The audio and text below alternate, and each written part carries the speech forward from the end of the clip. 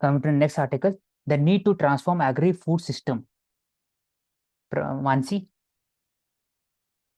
हाँ, सो ये बोल रहे नीड क्यों क्यों हमें जरूरत है ट्रांसफॉर्म करने की एग्रीकल्चर और जो हमारा फूड सिस्टम है। तो यहाँ बेसिकली हम बात करें फूड प्रोसेसिंग इंडस्ट्रीज की भी। सो जरूरत फर्स्टली जो सबसे बड़ा चैलेंज हमारे सामने है न्यूट्रिशनल सिक्योरिटी का है। सो उसके लिए it is very important. Secondly is climate change adaptation and mitigation. So we are trying की जो हमारा क्रॉपिंग पैटर्न है वो ट्रांसफॉर्म हो towards more climate resilient crops, so that again we are ensuring food security at the same time. Then for increasing the agricultural productivity, farmers income, structural changes ke liye it is important ki the agri food system get transformed and things happen in more sustainable manner, because we are again India is a water stressed country also. We are, or we can say we are more closer to that. So for all these dimensions it is important. मतलब environmentally, economically, from the perspective of health, there is this need for this transformation. I will discuss in a detail manner, क्योंकि ये बहुत interesting article. तो आगे GS paper 3 agriculture का most of the area cover हो सकता है ये आर्टिकल से सिर्फ। तो पहली बात ये बात करना चाह रहा है कि जो इंडिया में इंटेंसिव एग्रीकल्चर यूज होता है, it is very water intensive, और इसमें यूरिया सबसे ज़्यादा यूज होता है after, specially after the green revolution. इसमें फोकस किया गया कि we have to increase production of food grain, specially wheat and rice.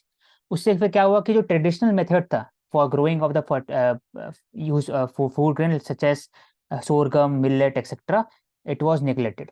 उसके कारण फिर धीरे धीरे 70% of India agriculture production wheat rice हर बार।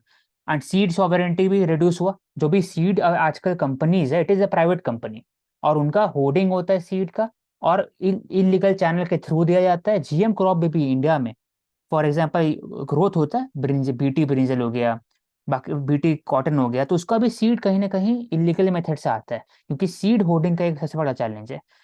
तो सीड कैसे कंजर्व करे, प्रिजर्व करे, तो उसके के लिए भी सरकार स्कीम्स ला रही है। तो एक बार Karuna, you can search it. Then regarding wheat rice cycle, it is basically a monoculture plantation. आप उसी को बार बार यूज करो, खरीफ रबी बार बार, तो उससे न्यूट्रिशनल एलिमेंट खत्म होता है, और हाउस होल्ड में भी और सॉइल में भी। तो जो नया क्रॉप आता है, it is more prone to pest domination. फिर प्राइवेटाइजेशन और डीरेगुलेशन के कारण हुआ हाउस होल्ड इंडेटनेस बढ़ा। तो ये इम्पॉर्टेंट फैक्ट रिगार्डिंग 2013, डेट जो रेशियो है फार्मर हाउस होल्ड को, it has increase to 630% higher than 1992। और average household monthly household income है, इट इज अराउंड 10,800 रुपीज।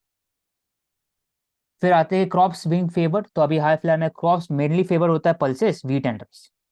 उसके बाद बात हो रहा है कि कैसे कोर्स ग्रेन के थ्रू तरफ में जाए, से मेज, रागी, बाजरा, बार्ली, ज्वार एक्सेट्रा। तो इसमें मिलेट मिशन भी है। और शुगर केन खेती भी इसको कम करे, क्योंकि sugarcane is basically water, highly water intensive crop. With respect to Maharashtra, 80% जो वाटर है, it is basically only on the sugarcane. बाकी सब बाकी के लिए है। तो इसमें एक और एरिया है public distribution system, ICDS and mid day meal scheme.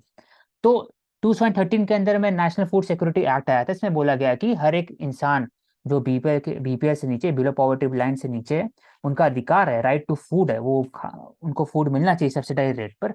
उसके हिसाब से PDS scheme, public distributive scheme लाया गया। उसमें फेयर प्राइस शॉप के द्वारा मिलता है 2 kg 3 kg rice, rice wheat and pulses through the fair price shop, और मंथली 25-30 kg होता है अराउंड। अब वही चीज को integrated child development service, basically child development, both human development, nutrition development, food etcetera, उसके के लिए मिड डे मील स्कीम भी है। सब में उनको डाला गया। तो हम लोग जो एग्रीकल्चर इंडिया में दो चीज के लिए होता है, एक तो है कि फूड सिक्योरिटी के लिए, एक और है कि आप कैसे ओवरऑल ग्रोथ करें। तो दो इम्पोर्टेंट है। Export maximum, maximum focus export पर नहीं है, ना है कि इसमें से मैं पैसा कमाना है। Basically it is a subsistence, और दूसरा फूड सिक्योरिटी। तो इसलिए नेशनल फूड सिक्योरिटी एक्ट है सब है। अब तो क्रॉप डाइवर्सिफिकेशन से कम होगा, multi cropping pattern, social forestry, agro ecology, ये सब वर्ड है, इसको लिख सकते हैं। पॉली हाउस फार्मिंग, हॉर्टिकल्चर, इसको प्रमोट कर सकते हैं। कमर्शियल क्रॉप में आप प्रमोट कर सकते हैं, फॉर एग्जांपल एक्रीनेट हो गया, या फिर soybean, groundnut etcetera. Intercropping में आप लेग्यूम्स, लेग्यूम्स क्यों इंपॉर्टेंट है मानसी? लेग्यूम से क्या होता है? लेग्यूम से जो नाइट्रोजन है बेसिकली वो उसको अट्रैक्ट करता है, और अगेन मतलब सॉइल फर्टिलिटी के लिए that is yes, important. Soil fertility important है लेग्यूम्स क्रॉप। लेग्यूम्स में एग्जांपल जैसे अगर लेना है तो इस पल्सेस होते हैं। पल्सेस। हाँ, लाइक पल्स क्रॉप्स जो होते हैं। लेंटिल्स, पीस, ठीक। अब इसमें और बात करने, सेमी एरिड रीजन में भी आप ग्राउंड वाटर की जगह ड्रिप इरिगेशन यूज कर सकते हो, तभी डाइवर्सिफिकेशन होगा। तो क्लाइमेट रेजिलियंट क्रॉप डिस्कस कर चुके। Pest resistant crop, mono cultivation से दूर हटे, राइस एंड वीट साइकिल से दूर हटे, आपका diversification of the food crops हो हर एरिया में, तो उसी का दिया हुआ है पूरा। तभी जाके ओवरऑल चेंजेस हो सकता है। स्ट्रक्चरल चेंजेस चाहिए, तो स्ट्रक्चर चेंजेस में एक तो इनपुट हो गया, तो सीड इनपुट। दूसरा आपका फार्म इनपुट। फार्म इनपुट में एग्जांपल सीड हो गया, यूरिया हो गया, वाटर हो गया, और सॉइल न्यूट्रिएंट्स हो गया। फिर दूसरा चीज होता है कि food food pattern growth, land pattern uses. उसके बाद होता है पोस्ट हार्वेस्ट और लॉजिस्टिक। तो तीनों एरियाज को अगर संभालेंगे फूड प्रोसेसिंग के साथ, तब जाके overall farm sector healthy growth कर सकेगा। यहाँ पे हम बात कर सकते हैं promoting zero budget natural farming also. Yes, integrated life stock also, word. Life stock के साथ साथ farming. For example Pokkali rice, Kerala में राइस भी है, और जो राइस वाटर जो नीचे में होता है, वाटर स्टैग्नेशन होता है, उसके अंदर में आप फिश ग्रो करते हो। तो फिशरी भी हो रहा है और राइस भी ग्रो कर रहे हो वर्टिकल फार्मिंग में। एक लेयर पर एक लेयर, नीचे में अगर कोई जो स्ट्रॉबेरी है तो उसके ऊपर में ग्रेप्स हो गया, ऐसे करके वर्टिकल फार्मिंग हो गया। फिर एक्वाफोनिक्स, एक्वापोनिक्स, एक्वा के अंदर पानी के अंदर में आप फिर फिश को भी ग्रो कर रहे हो, और उसके ऊपर में फिश जो एक्सक्रीटा है फिश का, it is basically source of nitrogen. और नाइट्रोजन इंपॉर्टेंट होता है प्लांट का ग्रोथ के लिए, और फिर ऊपर में आप प्लांट ग्रोथ करो। तो इतने सारे तरीके हैं। तो वैल्यू वैल्यू चेन सिस्टम को बढ़ा सकते हैं, तो हाइड्रोपोनिक्स हाँ चलने का। करुणा ने बताया कि विद रिस्पेक्ट टू सीड, तो सीड के लिए स्कीम्स है, सीड विलेज प्रोग्राम। हर एक विलेज के अंदर में एक पर्टिकुलर एरिया रहेगा जहां पर आप सीड को प्रिजर्व कर सकते हो। Seed storage facility and seed bank scheme, ठीक।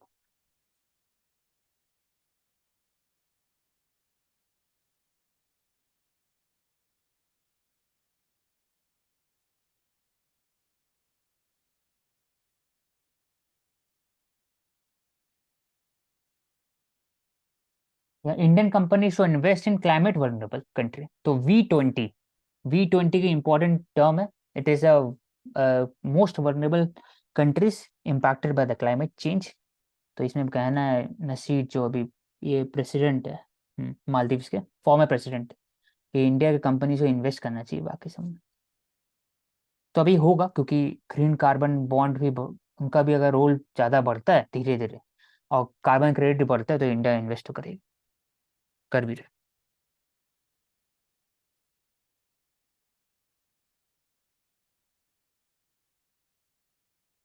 तो एक एशियन डेवलपमेंट बैंक, प्रवेश, एशियन डेवलपमेंट बैंक के बारे में, और इसको ले लो, कैसे वो फंड करते हैं। तो ये सब जो बोलते हैं नॉन स्टेट एक्टर, एनजीओ के थ्रू फंडिंग होता है, नॉन गवर्नमेंटल ऑर्गेनाइजेशन हो गया, तो world bank, Asian development bank, फिर as new development bank etcetera, they development developmental loan देते हैं, फंड देते हैं for the specific projects. IMF का रोल डिफरेंट है इसमें। तो एशियन डेवलपमेंट बैंक की बात करते हैं। एशियन डेवलपमेंट बैंक 1966 में बनाया गया था। It is headquartered in Manila, Philippines, जो फिलीपींस का कैपिटल भी है। एंड अगेन बेसिकली सबसे यहाँ ज्यादा पे उसमें यूएन। यूएस और चाइना, जापान पे है ना, हम्म। परसेंटेज। हाँ, ठीक है, वोटिंग शेयर जो है। We can take up next.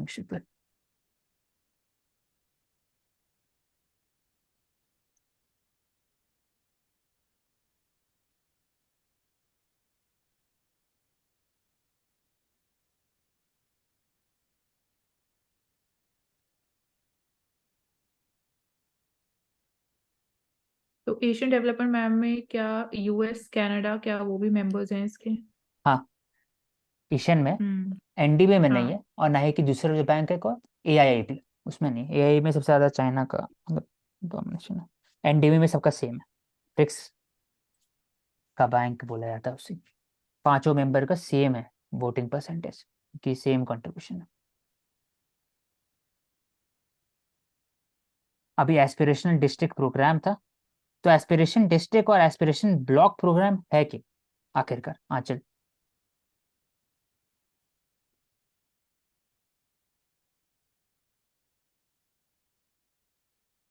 हम लोग बात करते रहते हैं aspirational district programme, ADM, ADP.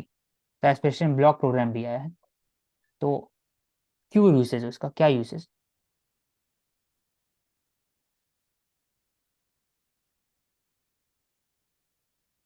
करूँ ना?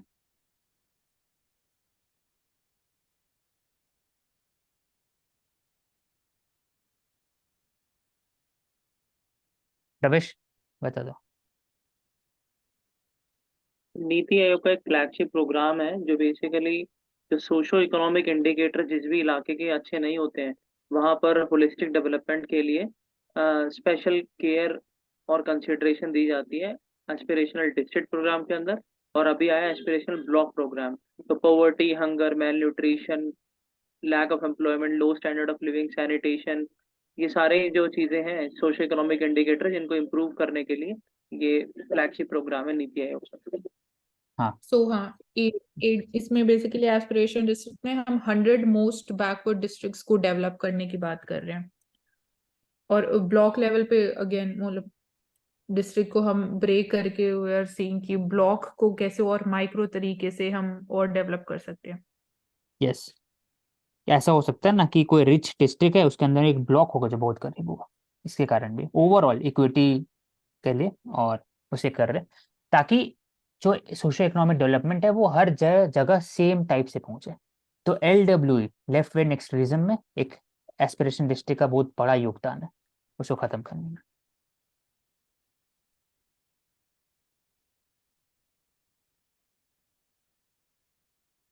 Uptick in cyber crime cases triple, we discuss this one कि कैसे बढ़ते जा रहा है over the years.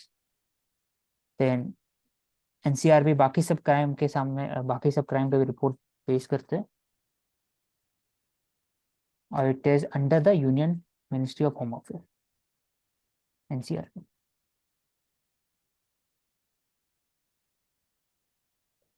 Delhi tops in crowded prison list. तो प्रिजन रिफॉर्म में क्या क्या चाहिए ऐसे, प्रवेश? इंडिया में देखा जाता है प्रिजन से रिलेटेड बहुत सारे केसेस। ऑक्यूपेंसी रेट 185.4% है, मतलब कि हर एक प्रिजन में दो लोग रह रहे हैं, एक ही होना चाहिए था उसमें। तो ऐसा ओवर कैपेसिटी है, तो क्या करना चाहिए इसमें विद रिस्पेक्ट टू तो प्रिजन? सबसे पहले तो है कि जो पहला मेन प्रिजन होगा, फिर बाकी सब इंफ्रास्ट्रक्चर, पॉइंट होगा, ठीक है? मेन क्या होगा हाँ, उसके बाद फिर?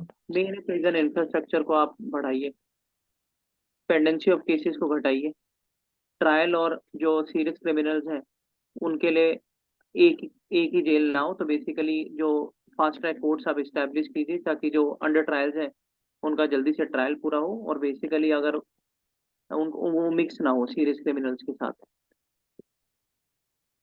ठीक है, तो मेरा पहला पॉइंट तो ये रहेगा, अंडर ट्रायल से रिलेटेड रहेगा, सबसे ज़्यादा केस वही है अंडर ट्रायल का इंडिया में।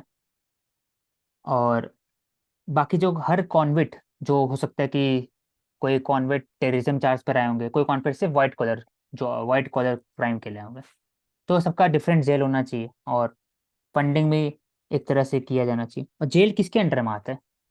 करुणा। State government. हाँ, स्टेट को के अंडर में।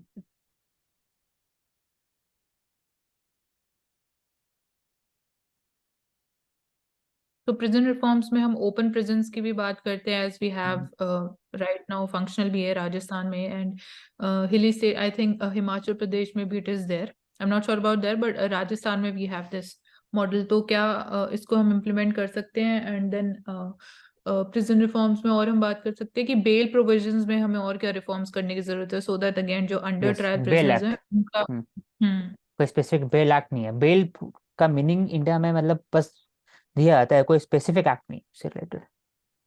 तो ऐसा बनना चाहिए, केस टू केस नहीं, बेसिस लेकिन पर। जो मानसी ने बोला ना भी कि ओपन प्रिजन, तो बेसिकली वो भी उनके लिए होता है जो बहुत ही मतलब मिनिमल चार्जेस के ऊपर पकड़े जाते हैं। तो होना चाहिए हर स्टेट में, लेकिन फिर वही बात है कि आप क्या कैटेगरीज हैं, ABCDEF, तो किस क्रिमिनल्स को आप कितनी देर के लिए छोड़ते हैं, तो वो थोड़ा मुश्किल हो जाता है पुलिस वालों को पकड़ने के लिए फिर। तो ऐसे प्रिजन रिफॉर्म से रिलेटेड कोई कमिटी भी है? एक्ट हाँ भी ऐसे तो होगा, हाँ होगा, एक बार सर्च कर लेना करना। Prison reform act 1987 I think, और प्रिजन रिफॉर्म के ऊपर जो कमेटी है उसका नाम शायद मुल्ला कमेटी है, yes Mulla committee. And prison reforms में एक और जो स्टेप इम्प्लीमेंट किया जा रहा है वो ये कि जो पैरोल पे प्रिजनर्स जाते हैं ऑफन दे गो मिसिंग, तो उनको ट्रैक करने के लिए उनको एक हाँ काइंड ऑफ किया एनुअल एंकल, पे हाँ। टैक्स बनाया जा रहा है to track their location. Yes, उसमें भी इशू हुआ था कि राइट टू प्राइवेसी का उल्लंघन है कि नहीं, तो हमने भी बताया था रीजनेबल रिस्ट्रिक्शन दोनों होना चाहिए अनटिल अनलेस वो क्राइम कमिट जो किए वो बहुत हीनियस क्राइम है, it is against to the societal जो वेलबींग, तो उस पर किया जाना चाहिए।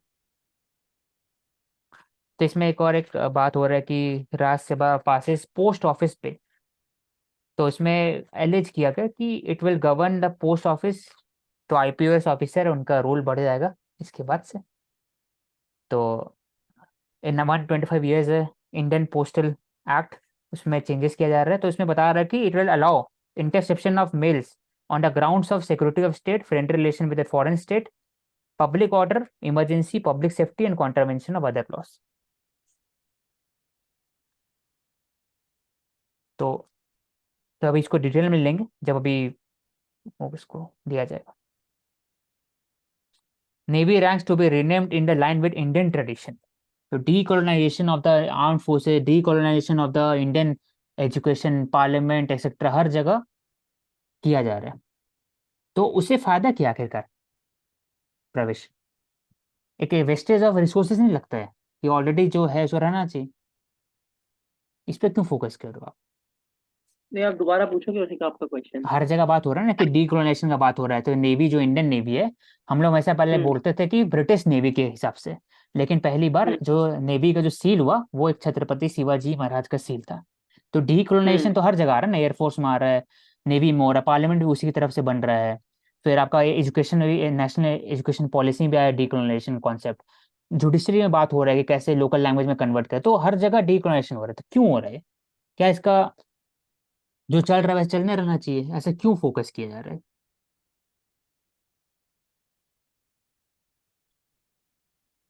आप बताओ।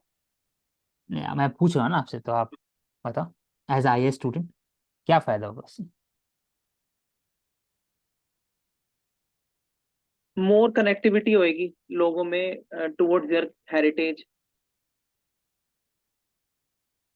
हाँ, इसमें बस ये बता सकते हैं कि जो रूट्स है वो आप रीडिस्कवर होगा, और आप ज़्यादा से ज़्यादा आपको एक आइडेंटिटी, सेल्फ आइडेंटिटी बहुत इंपॉर्टेंट होता है कोई भी सिविलाइजेशन के लिए। अगर आपका आइडेंटिटी खो जाता है तो आप कुछ क्या, आप कितना भी रईस हो जाए, लेकिन आपका आइडेंटिटी अगर खो जाता है तो आप फिर प्रिजर्व नहीं कर सकते कुछ भी चीज़, कभी ना कभी रिप्लेस, एवरीथिंग इज रिप्लेसेबल, लेकिन आपका आइडेंटिटी प्रिजर्व करना जरूरी होता है हर एक चीज़ के लिए। तो आई थिंक इसके लिए काम किया जा रहा है ये। तो जैसे US का भी देखा जाए, UK का भी देखा जाए, वहाँ पर भी सब चीज़ है, डेमोक्रेसी भी है, लेकिन उनका अपना आइडेंटिटी है with respect to Anglo Saxon culture, या जर्मन का देखा जाए, या फिर फ्रांस का दे, तो इंडिया का भी ऐसा होना चाहिए लॉन्ग टर्म बेसिस पे, तो लोगों का अवेयरनेस भी आएगा और एक डिग्निटी भी महसूस होगा।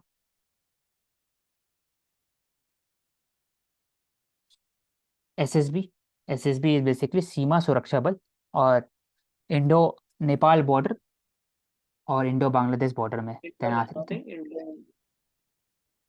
क्या हुआ? हाँ ठीक है, इंडो नेपाल बोल। दोनों है, मतलब ऐसे जरूरी नहीं कि एग्जैक्टली कि ITBP के लोग ही रहेंगे हमेशा, मैक्सिमम हम्म। वैसे रहता है, ऐसे डिवीजन किया रहता है, क्योंकि एक दूसरे जगह भेजते भी रहते हैं ना, एक जगह लगातार होने से फिर दिक्कत हो जाता है।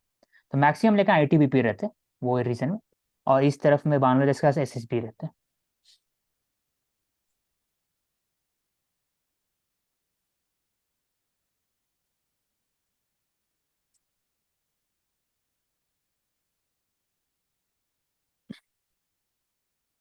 फॉसिल फ्यूल क्वेश्चन पहले ये ले लेते हैं कि 2 pilots were killed after the Indian Air Force training aircraft crash। तो ये जो ट्रेनर एयरक्राफ्ट है तो 75 पिलाटस MK2 एयरक्राफ्ट है। इसको दूसरा बात करते हैं HAL किरण, जो हम लास्ट में हुआ था इंडिया ऑस्ट्रेलिया मैच फाइनल में, तो HAL किरण ने एरोबेटिक्स किया था, दिखाया था। इसलिए ट्रेनर, तो ऐसा नहीं लगता है प्रवेश कि अगर ट्रेनर विमान है, इसमें कोई भी लोग ट्रेन होते हैं, तो हर एक ट्रेनर हर एक विमान अलग होता है, जैसे सुखोई अलग है, राफेल अलग है। तो ऐसा लगता नहीं कि अगर ट्रेनर विमान में आप करते हैं तो आप कैसे चला सकते हो बाकी सब विमान?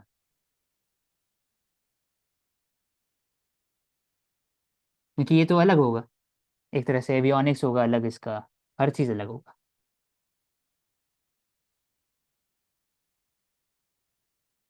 प्रवेश, हाँ शिव, मतलब मैं समझ रहा हूँ आपकी बात, लेकिन बेसिकली मुझे हर जहाँ एक तक पता लगता है है इसमें ना, हर फाउंडेशन। एक ट्रेनर विमान के अंदर ना फाउंडेशन। अलग टाइप से दिया रहता है। हम्म। मतलब पहले तो एक बेसिक कोर्स होगा कि आपको सीखना है हाँ, कैसे वही बोल रहा हूँ ना, उड़ाते हो। फाउंडेशन। हाँ। फाउंडेशन के लिए तो आपको करना ही पड़ेगा ना। हाँ, उसके बाद हर एक जो ट्रेनर विमान ना डिपेंड करता है वो किस तरफ है, 4.5 जनरेशन के, 4 जनरेशन के। तो एवियोनिक्स होगा ना, वो मैचिंग करेगा उसके हिसाब से, वैसे भी डिवाइड किया जाता है। तो ट्रेनर विमान बहुत इंपॉर्टेंट होता है कोई भी उसके लिए, मतलब फाइटर पायलट। और अगर देखा जाए इंडियन मिलिट्री एकेडमी में जो एग्जाम होता है एनडीए का, हाईएस्ट जो कट ऑफ होता है वो एयरफोर्स के होता है, उसके बाद फिर आता है आर्मी का, फिर होता है नेवी का। क्योंकि फाइटर पायलट बहुत कम लोग बनते हैं, it is a most prestigious job world में भी। तो regarding the fossil fuel debate मैंने बात किया था कि इंडिया का इनिशिएटिव क्या है। लॉस एंड डैमेज फंड का बात होता है, इंडिया फेज आउट करने कोशिश नहीं करते, इंडिया बात करते हैं कि फेज डाउन करे।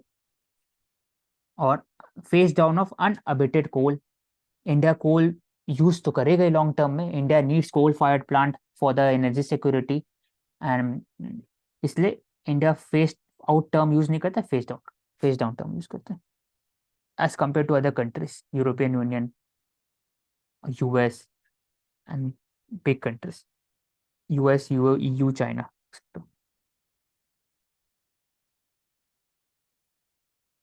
तो ये दिया cyclone Michaung, it is unusual cyclone. क्यों अनयूजुअल है, इसको देखते हैं। ये आंध्र प्रदेश में आने वाला है। It is high intensity cyclone, high speed, heavy rain, wide spread rain, और ट्रॉपिकल साइक्लोन है ये बात, सही बात है। 88 kilometre to 166 kilometre per hour speed है इसका। तो साइक्लोन फॉर्मेशन होता कैसे, करुणा? तो सर क्या क्या राइट कंडीशन है साइक्लोन फॉर्मेशन का?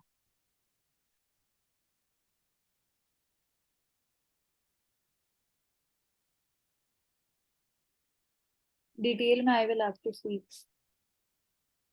तो बेसिकली सरफेस टेम्परेचर जो होना चाहिए, it is it must be around 25-27 degree के आसपास होना चाहिए, प्रेजेंस कोरोलिस फोर्स का होना चाहिए। दूसरा कि आप जो वर्टिकल विंड शेयर है, मतलब वर्टिकल विंड मूवमेंट वो कम होना चाहिए, तभी तो हॉरिजॉन्टल मूव करेगा साइक्लोन। उसके और बाद फिर लो प्रेशर कन्वर्जिंग, हाँ कंडीशन। लो प्रेशर होना चाहिए, लो प्रेशर हाई ITCZ के तरफ में होना चाहिए। और दूसरा converging wind in the low pressure zone. तो ये 4-5 कंडीशन है, तभी हो सकता है। नहीं उसी का आपने क्या बोला, हाई ITCZ? मतलब ITCZ के जगह तरफ में ही बनता है ना, क्योंकि लो प्रेशर उसी तरफ रहता है, इंडो ट्रॉपिकल कन्वर्जन जोन है ना ITCZ। हाँ, तो बेसिकली ये हाँ, जो नवंबर और दिसंबर के महीने में जो भी साइक्लोन बनता है, ये because of the retreating of the monsoon की वजह से बनता है, specially in the bay of B, यानी bay of Bengal region. Yes, intensification होता है, warm ocean also contribute 27 degree, वही बोले। और tropical cyclone heat potential important factor है। ये क्या है? तो साइक्लोन और एंटी साइक्लोन में एक बेसिक डिफरेंस ये होता है, साइक्लोन में जो लाइट एयर है वो राइज करती है, बट एंटी साइक्लोन में हैवी एयर सिंक इन करती है। यस, सो एक ये minor difference। इसलिए आई जो होता है बहुत ताकतवर होता है साइक्लोन में, एंटी साइक्लोन में नहीं होता उतना ज़्यादा। जो साइक्लोनिक आई होता है, वहाँ पर सबसे ज़्यादा डैमेज होता है।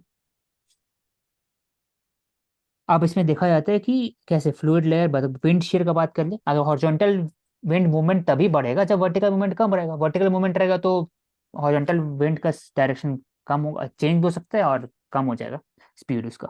रॉसबी वेव क्या बोलते हैं कि particular rotating fluid jet stream से रिलेटेड होता है एक Rossby wave.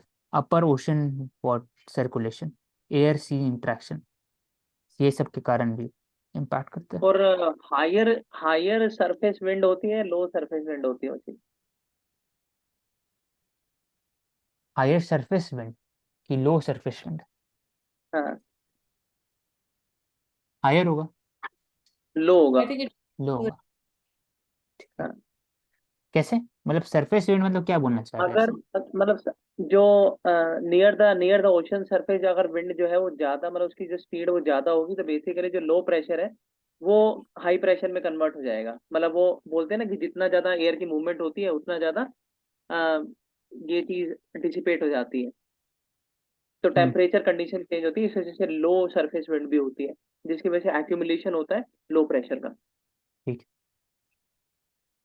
Karuna, you can take up this one और एग्जाम्पल बताना इसमें। art is never finished, only abandoned। तो इसमें मैं ये इंटरप्रेट कर सकती हूँ कि जो कोई भी आर्ट होती है उसको हम निग्लेक्ट कर देते हैं या फिर उसको उतना अप्रिसिएशन नहीं मिलता क्रिएटर से या बाकी लोगों से, तो वो अबैंडन हो जाती है एक तरीके से, बट उसका इन्फ्लुएंस जो है वो हमेशा रहता है। इसमें एक एग्जाम्पल दूसरा में एडवर्टेशन है इसमें कि बेसिकली आर्ट को कभी आप पूरा नहीं कर सकते, देर इज नो एंड। तो मैं इसमें एग्जांपल लूंगा तो कैरेक्टर ऑफ इंसान, मतलब ह्यूमन का लूंगा एग्जांपल, कि ओवर द पीरियड, मरने तक दम तक कैरेक्टर इवॉल्वमेंट होते रहता है, पर्सनैलिटी ग्रोथ होते रहता है। कभी वैसा नहीं होता है कि पर्सनैलिटी ओवरऑल ग्रोथ हो चुका, मेरा 100% मैं बन चुका हूँ इंसान जो मैं चाहता था, वो कभी नहीं हो सकता।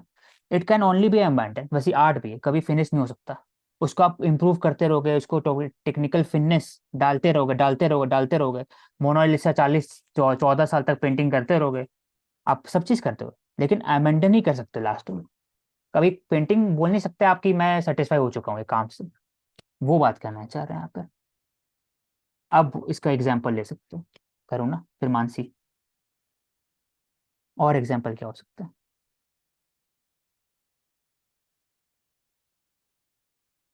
तो यहाँ पे अगर हम एग्जांपल है हम्म। सिंपल पेंटिंग्स का भी कि कैसे हम्म। वो एक सिंपल आर्ट के थ्रू, मतलब जो हमारी मेथोडोलॉजी है उसमें कैसे एवोल्यूशन आया। तो आज एक जो कन्वेंशनल आइडिया, हम colours and water brushes use करते हैं, और उसके बाद फिर हमने देखा कि डिजिटली आर्ट होने लगा। देन वी सॉ कि एनएफटीज इमर्ज हुए, नॉन फंजिबल टोकन्स। तो ये भी एक अगेन वो ये कि इट इज नेवर फिनिश्ड, मतलब अनएंडिंग एक्सरसाइज है, फ्यूचर में और कुछ हो सकता है। ट्रू। अब मैं सोसाइटल ग्रोथ का बात कर सकता हूँ इसमें। मॉडर्नाइजेशन, सोसाइटी धीरे धीरे इवॉल्व होते आ रहा है, मॉडर्नाइज करते आ रहा है सोसाइटी। अब तो अबैंडन तभी हो सकता है जब आपका जो सोसाइटल जो प्रिंसिपल है उस पर आप नहीं खड़ा होगे, ऐसे टाइप बोल सकते हैं। ज्यादा नहीं कर सकते इंटरप्रिटेशन इसका, तो फिर जो इंडस वैली फैल इंडिविजुअल्स जाएगा। सिविलाइजेशन हैं के उनसे एग्जाम्पल ले रिलेट कर सकते हैं सकते हैं। कि जो जो सील्स का एग्जाम्पल है, इंडस वैली सिविलाइजेशन के दौरान सील वो आर्ट फिनिश अभी भी नहीं हुआ है, बट वो अबैंडन हो गया क्योंकि हम उसको प्रैक्टिस नहीं कर रहे हैं। ठीक है। Next article is talking about the M centre for transgender health care is welcome. AIIMS क्या बात किए, बोले ट्रांसजेंडर पीपल कौन है? जिनका सेक्सुअल डिसमॉर्फोया होता है विद रिस्पेक्ट टू जो, तो इसी कारण ट्रांसजेंडर उनके थर्ड थर्ड जेंडर के अंदर में आती है। तो NALSA versus union of India 2014 में the community was given the first legal recognition और ट्रांसजेंडर एक्ट आया 2019 में। तो इसमें एम्फेसिस किया गया कि ट्रांसजेंडर का एक रिप्रेजेंटेशन होना चाहिए सोसाइटी के अंदर में, इवन इन द जॉब्स। और रिजर्वेशन का बात नहीं होता है, लेकिन उनको ज़्यादा से ज़्यादा बढ़ाना चाहिए with respect to mental health services और counselling services, sexual reassignment surgery. तो सेक्सुअल रीअसाइनमेंट सर्जरी ये पीएम जे के अंदर में भी है, जन आरोग्य योजना के अंदर भी है। तो एक इंटरेस्टिंग पॉइंट था। और मेंटल हेल्थ सर्विसेज हो गया, HIV surveillance and hormone therapy. Hormone therapy क्यों इंपॉर्टेंट है प्रवेश? ट्रांसजेंडर के लिए।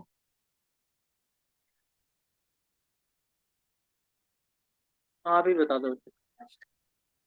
नहीं मुझे मतलब पूछ रहा था इसमें कि इसलिए ट्रांसजेंडर है ना, तो उसमें टेस्टोस्टेरोन या फिर एस्ट्रोजन, अगर male to female, male female to male जाते हो तो आपको हार्मोनल जरूरत है, तो आपको बाहर से इनपुट किया डाला जाता है। यूएस से कभी फॉलो करें ना पॉलिटिक्स, तो आपको दिखे कि कोई अगर लड़का था, वो उन्हें लड़की पूरे तरीके से बन गया लास्ट 1 साल के अंदर में, यूज करते करते एस्ट्रोजन। और जो कोई लड़की थी वो लड़का बन चुका सेक्सुअल असाइनमेंट रीअसाइनमेंट सर्जरी के बाद, और फिर टेस्टोस्टेरोन डालते डालते वॉइस भी चेंज हो गया, भारी हो गया, और पूरा फिर धीरे धीरे बाल भी झड़ना स्टार्ट कर दिया। तो यूएस से फिर कभी फॉलो आपको क्या करना। लगता है कि मतलब इसके इसकी पॉजिटिव चीज तो इंडिविजुअल लिबर्टी है, इसकी नेगेटिव चीज क्या है? नेगेटिव चीज़ है इसका, मैं बताता हूँ। पॉजिटिव चीज़ है कि आपका एक जेंडर, जो आप बोलते हो कि मैं लड़का हूँ, मुझे लड़की बनना है, या फिर मैं लड़की हूँ, मैं लड़का बनना है मुझे, तो ये तो अपना चॉइस है, इन पर्सनल लिबर्टी हो गया। नहीं ना, इंडिविजुअल लिबर्टी का हो गया हम्म। पॉजिटिव।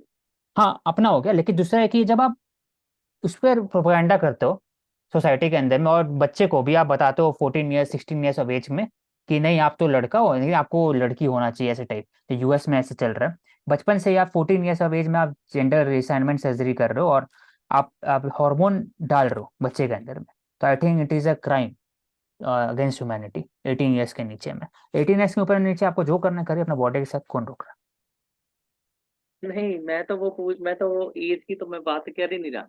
मैं तो आपसे ये कह रहा हूँ कि इंडिविजुअल लिबर्टी, चाहे वो 28 साल का हो, 36 साल का है? हो। ठीक है, मैं अब तो तो ये कह रहा हूँ उसका मैं बात उस कर रहा उम्र हूँ। में भी। हाँ, तो एक तो अगर लिबर्टी का हो गया, तो लिबर्टी तो है आपके पास। दूसरा कि हम्म।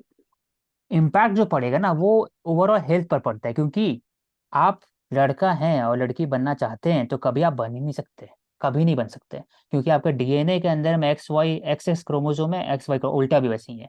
तो आप अगर हार्मोन भी चेंजेस ले कर भी लोगे, तभी बॉडी के अंदर में जो प्रोडक्शन ऑफ टेस्टोस्टेरोन या एस्ट्रोजन वो कम हो जाएगा। उसके कारण health complication, for example blood clotting से लेकर के सब चीज़ होना स्टार्ट हो गया बॉडी के अंदर में। लॉन्ग टाइम आपका सस्टेनेंस नहीं है, सस्टेनेबिलिटी नहीं है लॉन्ग टर्म के लिए, लेकिन लोग करते हैं। सोसाइटी आई के ऊपर थिंक। क्या इसका नेगेटिव इम्पैक्ट है? क्या हुआ? सोसाइटी के ऊपर क्या इसका नेगेटिव इम्पैक्ट है?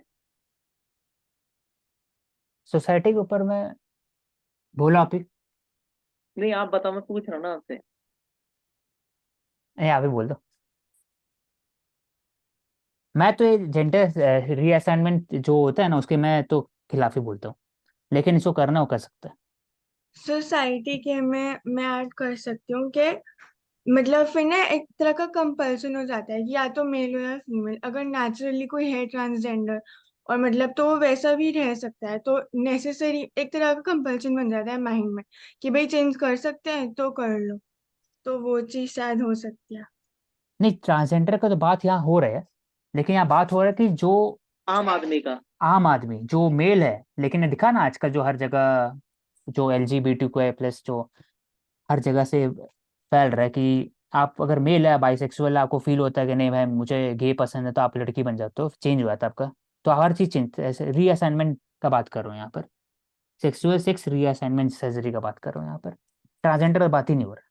दे are part of the society, they are part of the culture, civilisation, heritage, खत्म, डन एंड डस्टेड। लेकिन उसका बात करूँ, वो चेंजेस का बात कर रहा हूँ कि जेंडर न्यूट्रल टॉयलेट की बात होता है, तो मुझे तो ये ठीक नहीं लगता है, जेंडर न्यूट्रल। नहीं, मुझे ऐसा लगता है कि सोसाइटी का जो एक इस्टेब्लिश्ड फैब्रिक है, उसके कहीं ना कहीं ये खिलाफ चीज है। तो वैसा बहुत बाद में जगह बहुत करके। चीज़ होता है सोसाइटी फैग्राफ्स, तो डिपेंड करता है ना कि क्या हार्मफुल है लॉन्ग टर्म में, उस हम्म। पर डिपेंड करता है। तो इसको हम पर्सनल चॉइस की तरह नहीं देख सकते। हाँ, पर्सनल चॉइस है, वो अनटिल तो बोला अनलेस ही इट करना हार्म्स कि पहला the larger individual interest liberty. Of the society, ऐसा है नहीं। अगर ट्रांसजेंडर तो क्या हार्म कर रहे हैं उन लोग? कुछ नहीं। लेकिन आप जबरदस्ती बचपन से करेंगे, बचपन को अंदर में ब्रेन वॉश करेंगे कि भाई आप तुम लड़का हो, तुम लड़की हो, तुम बनना ही है, और हार्मोन डालोगे, तब तो क्राइम है डायरेक्ट। और जैसे ट्रांसजेंडर इंक्लूसिव वार्ड हो गया, ठीक है, वॉशरूम हो गया, इक्वल अपॉर्चुनिटी, ये सब करना ही चाहिए। मेडिकल करिकुलम लिखा हुआ है यहाँ पर, उसमें चेंज आना चाहिए। और फिर ट्रांसजेंडर अगर देखा जाए तो गे और बाइसेक्सुअल लेस्बियन से ज़्यादा माइनॉरिटी में ट्रांसजेंडर, उनको ज़्यादा प्रताड़ित किया जाता है, क्योंकि कहीं का नहीं रह पाते ना। तो इसका दिक्कत होता है। तो इंडिया में उनको दोनों तरह से उनको बुलाते भी हैं। एक मीम भी था कि उनको बुलाते भी हैं कि जब बच्चा होता है घर में, कि आप आशीर्वाद दे दो, पैसा भी देते हो, 500, 1000, 2000 रुपये, कितना भी। लेकिन जब खुद के घर में पैदा होता है उसको डस्टबिन में दे देते हो। तो कितना मतलब डुअलिटी है इसमें thinking.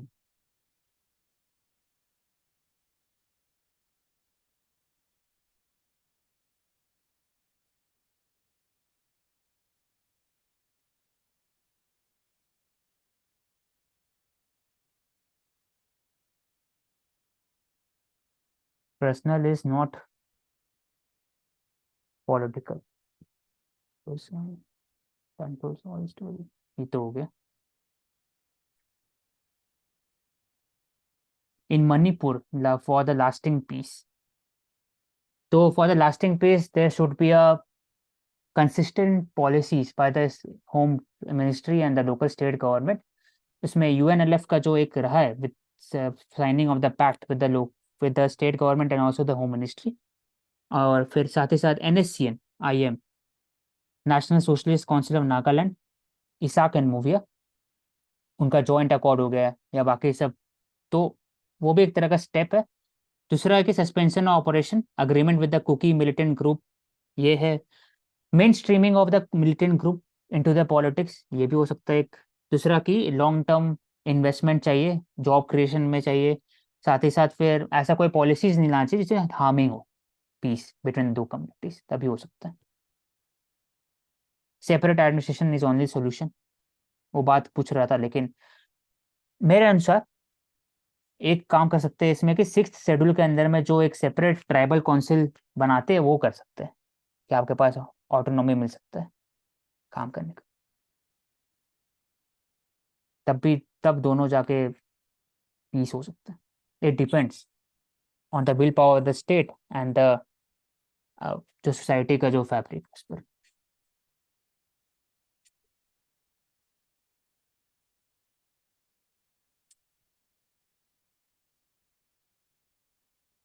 Over the half of FY23 bank loan write off link to large industry.